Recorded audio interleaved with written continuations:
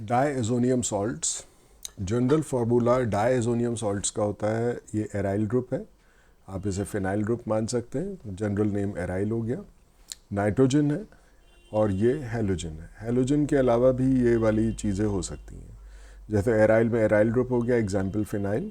Nitrogen यहाँ पे डायएजोनियम group आप इसे बोलते हैं, एन ट्रिपल बॉन्ड एन और यहाँ positive charge, N2 positive, this is diazo group. और ये जो X जो है ये हेलोजन हो सकता है, क्लोरीन, ब्रोमीन, या फिर ये NO3 हो सकता है, HSO4, बोरॉन टेट्राफ्लोराइड। तो यहाँ पे इसके कुछ एग्जांपल्स दिए हैं, जैसे ये एराइल ग्रुप हो गया फिनाइल, ये डायजोनियम और ये Cl क्लोराइड, सबसे ज़्यादा यही चलता है। आप यहाँ क्लोराइड की जगह HSO4 ले लीजिए, बाकी ये रह जाएगा आपका, यहाँ पे आपने H एक हटा के CH3 लगा दिया, तो पैरा टॉलिन, ये पैरा पोजीशन पे टॉलिन है, डायएजोनियम और हाइड्रोजन सल्फेट। तो टॉलिन के अंदर ये फिनाइल ग्रुप आपका आ गया, इस पूरे को हम टॉलिन बोलते हैं, CH3 और ये फिनाइल ग्रुप को। और ये हो गया डायएजोनियम और ये हो गया हाइड्रोजन सल्फेट।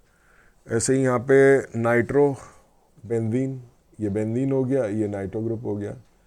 फिर आगे डायजोनियम और ये टेट्राफ्लोरोबोरेट, तो BF4 tetrafluoroborate, diazonium N triple bond N positive charge, और ये फिनाइल और नाइट्रो, तो पैरा पे नाइट्रोबेंजीन, डायजोनियम टेट्राफ्लोरोबोरेट। सिमिलरली यहाँ पे ये क्लोरोबेंजीन हो जाएगा, इतना पोर्शन, ये डायजोनियम हो गया, और आगे क्या है, ब्रोमाइड। तो इस तरह के कितने भी एग्जाम्पल और हम बना सकते हैं, बट सबसे ज़्यादा जो हमारा चलेगा वो ये बेंजीन डायजोनियम क्लोराइड चलेगा। Stability of diazonium salts.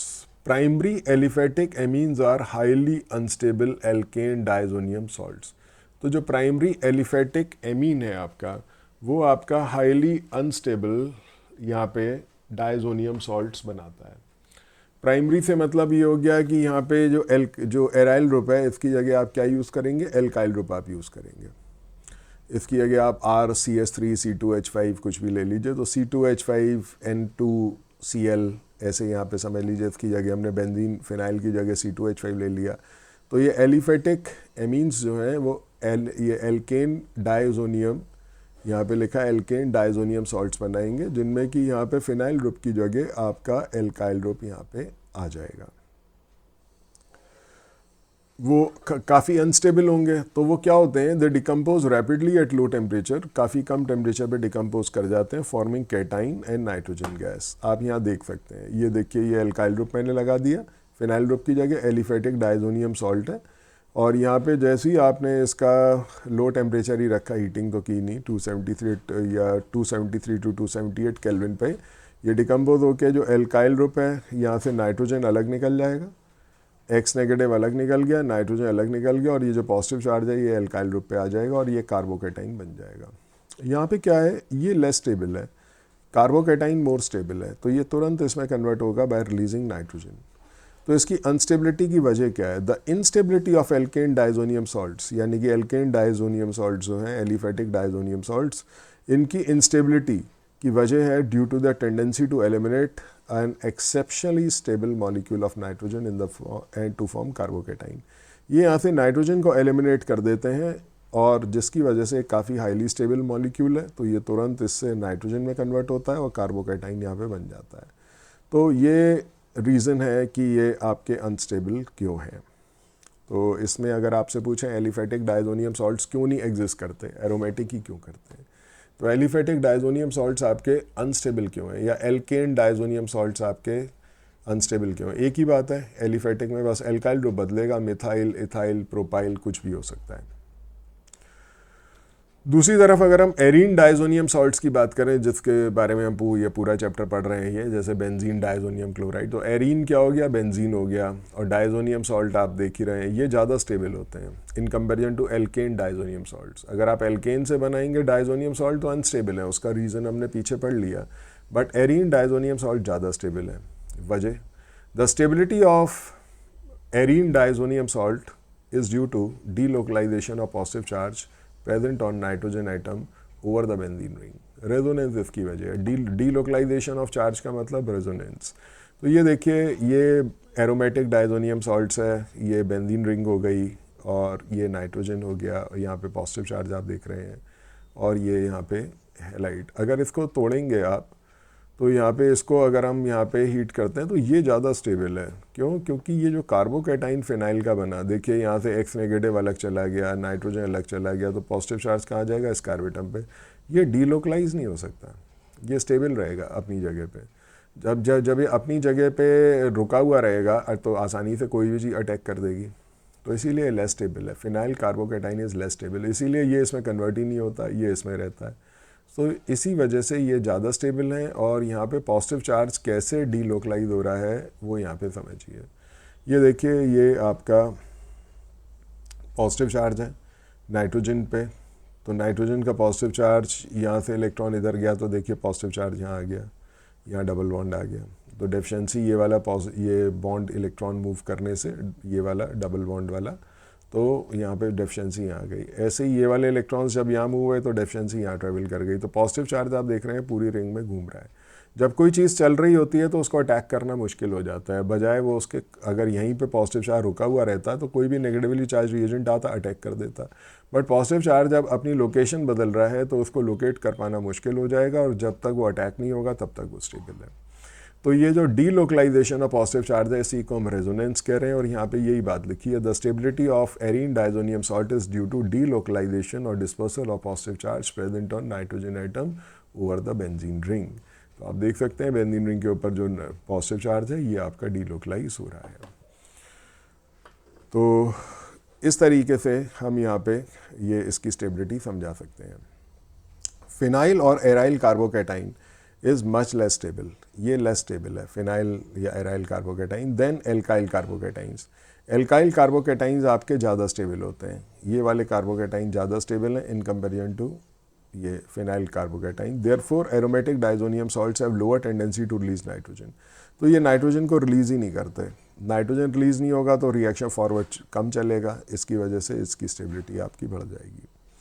तो आप इसका रीजन लिखेंगे, therefore aromatic diazonium salts have lower tendency to eliminate nitrogen in comparison to aliphatic diazonium salts.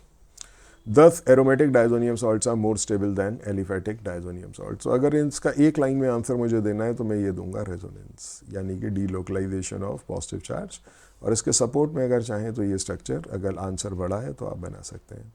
ये देखिए दोनों चीज़ें दिखाई हैं, ये एलिफेटिक डाइजोनियम सॉल्ट्स है, ये आपका एल्काइल कार्बोकैटाइन में चेंज हुआ नाइट्रोजन एक्स नेगेटिव, और ये एरोमेटिक ले लिया, आर की जगह आपने क्या ले लिया? Aromatic diazonium salt. तो इसमें भी नाइट्रोजन बाहर निकाल दिया एक्स नेगेटिव, तो यहाँ पे पॉजिटिव। तो फिनाइल कार्बोकैटाइन दोनों में से ये ज़्यादा स्टेबल है एल्काइल कार्बोकैटाइन, इसीलिए फॉरवर्ड रिएक्शन चलता है, नाइट्रोजन रिलीज हो जाता है और ये कार्बोकैटाइन में कन्वर्ट हो जाता है और ये अनस्टेबल हो जाता है। लेकिन ये आगे इसमें कन्वर्ट नहीं होता क्योंकि फिनाइल कार्बोकैटाइन लेस स्टेबल है, तो ये ज़्यादा स्टेबल है, इस वजह से ये थोड़ी बहुत स्टेबिलिटी इसकी बढ़ जाती है। और स्टेबिलिटी की वजह क्या है? रेजोनेंस।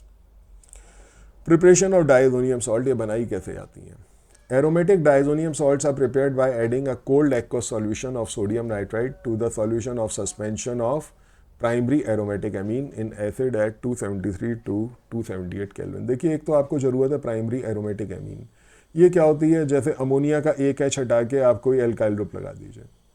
यहाँ पे देखिए ये अमोनिया था NH3, उसका एक एच हटा के हमने क्या लगा दिया? यहाँ पे एक एराइल ग्रुप लगा दिया। तो हमें एरोमेटिक चाहिए, एरोमेटिक में हम फिनाइल यूज़ करेंगे AR की जगह, तो आप कोई और भी यूज़ कर सकते हैं। तो aromatic diazonium salts are prepared by adding cold aqueous solution of sodium nitrite. Now what is sodium nitrite? NaNO2, इसको बोलते हैं NaNO2।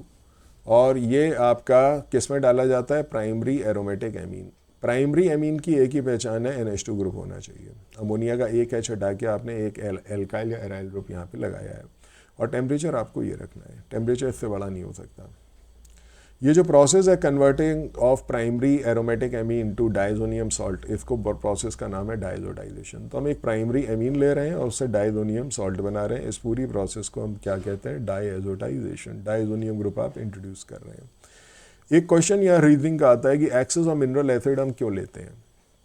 यहाँ पे हम 3 मोल जनरली, या आप कह लीजिए एक्सेस ऑफ मिनरल एसिड यहाँ पे आपका यूज़ हो रहा है। मिनरल एसिड यहाँ पे कौन सा यूज़ हो रहा है? ये रहा HX। तो इसको यूज़ करने के लिए 3 वजह हैं यहाँ पे।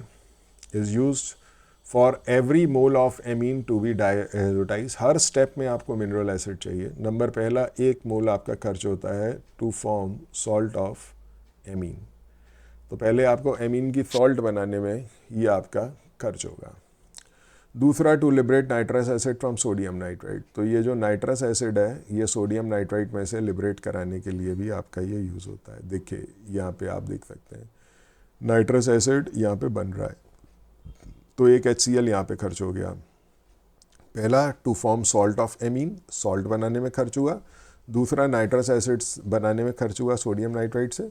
और तीसरा, मिक्सचर को काफ़ी एसिडिक हमें रखना पड़ता है to keep the reaction mixture acidic enough to suppress the undesirable side reaction such as coupling और diazonium salt formed with free amine. तो यहाँ पे क्या होता है कि ये जो डाइजोनियम सॉल्ट है, ये डाइजोनियम सॉल्ट जो है ये एमीन के साथ कपलिंग रिएक्शन दे देता है, यानी कि ये आपस में इसके साथ रिएक्ट कर जाते हैं। तो एसिडिक मीडियम जो है ये इंश्योर करता है कि ये सारा का सारा इसमें कन्वर्ट हो, क्योंकि अगर ये भी बच गया और ये भी बच गया तो ये आपस में रिएक्ट कर जाएंगे, और जब ये रिएक्ट करेंगे तो एक रिएक्शन होती है जिसका नाम होता है कपलिंग। ये हम इसी चैप्टर में आगे पढ़ेंगे। तो इसीलिए हमें हाईली एसिडिक मीडियम रखना पड़ता है टू एंश्योर कि यहाँ पे कपलिंग रिएक्शन ना हो।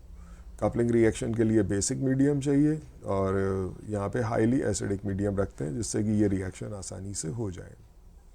Formation of benzene diazonium chloride यहाँ दिखाया है। स्टेप 1, NaNO2 को HCl में डाला और NaCl, यहाँ पे NaOCl चला गया, HNO2 बन गया। HNO2 लैब में रखा हुआ नहीं होता, HNO3 होता है, बट ये हाईली अनस्टेबल एसिड है। अगर आप इसको रख भी दोगे बना के तो ये HNO3 में कन्वर्ट हो जाएगा, क्योंकि एटमॉस्फेयर में ऑक्सीजन है जो इसे ऑक्सीडाइज कर देता है। तो इसको ड्यूरिंग अ रिएक्शन बनाया जाता है जिसमें हम इन situ भी बोलते हैं। जैसे ही HNO2 बनेगा वैसे ही यहाँ पे एनिलीन इससे रिएक्ट कर जाएगा। ये प्राइमरी एमीन हमारे कोर्स में है, एनिलीन बोलते हैं, फिनाइल एमीन।